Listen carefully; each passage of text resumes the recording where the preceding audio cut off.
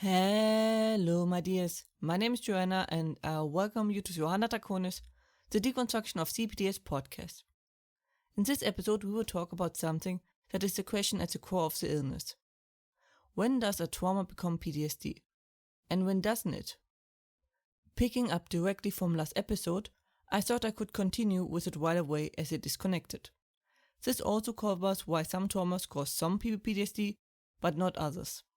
This episode will hopefully help you understand and give you an idea what the trauma core is. So let us talk about it. Before we get into it, let us preface that of course it is not meant as a foolproof method. A trauma is a very individual and personal experience, so there's always wiggle room that might tilt things, or you might not be aware of all the factors. This is supposed to be a receipt of factors that cause it, and with many factors there's just always a room for error.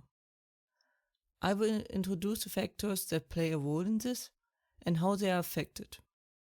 This is not what kind of trauma it is. That is what we talked about last episode.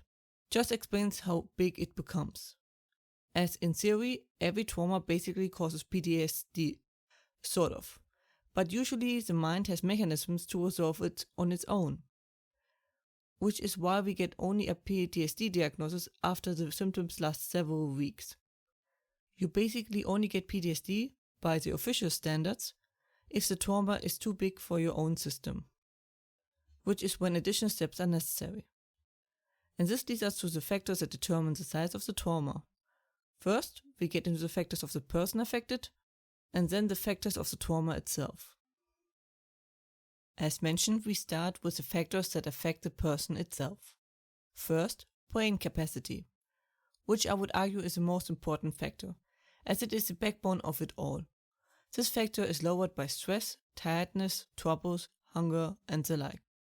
This factor also determines the speed of your recovery and your ability to tackle PTSD. Second, preconditions. This factor is lowered by having preconditions, be it as a trauma before or any other trouble you keep under wraps. Suppressing something drains you and makes you more vulnerable to future trauma effectiveness. Third, protection. How good was the brain able to shield itself? Did it have earlier experiences how to deal with a situation like this? This factor is lowered when the brain is not able to shield or prepare itself or the like regarding the trauma. Fourth, stability. How stable was the soul construct before trauma hit? Basically, how secure was your character when you got hit by it? People in change or in crisis are more vulnerable. So this factor is lowered by a lack of stability. And second, we get into the factors of the trauma. First, length. The longer, the less energy reserves are available and the less the brain is able to protect itself.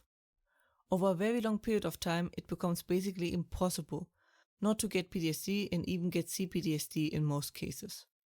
So this factor is lowered the longer it takes. Second, severity.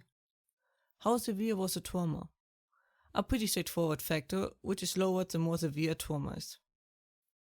Third, complexity.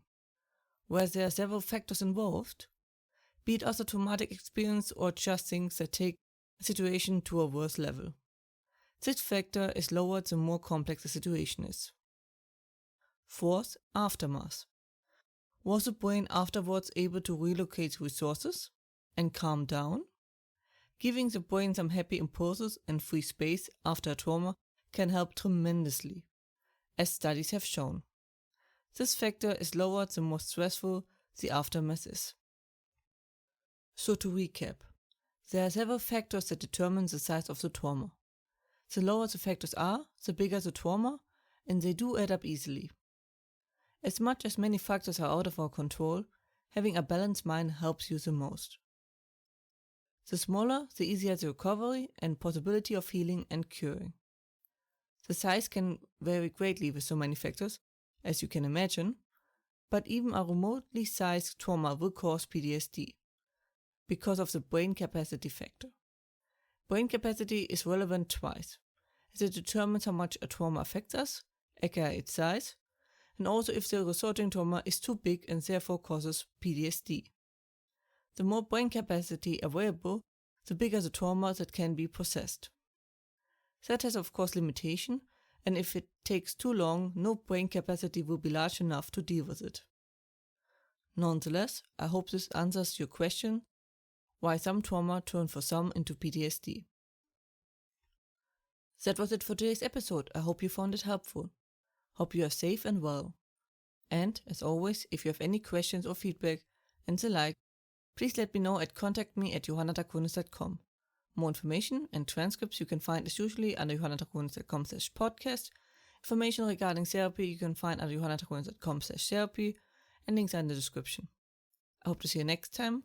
Watch yourself and have a wonderful time.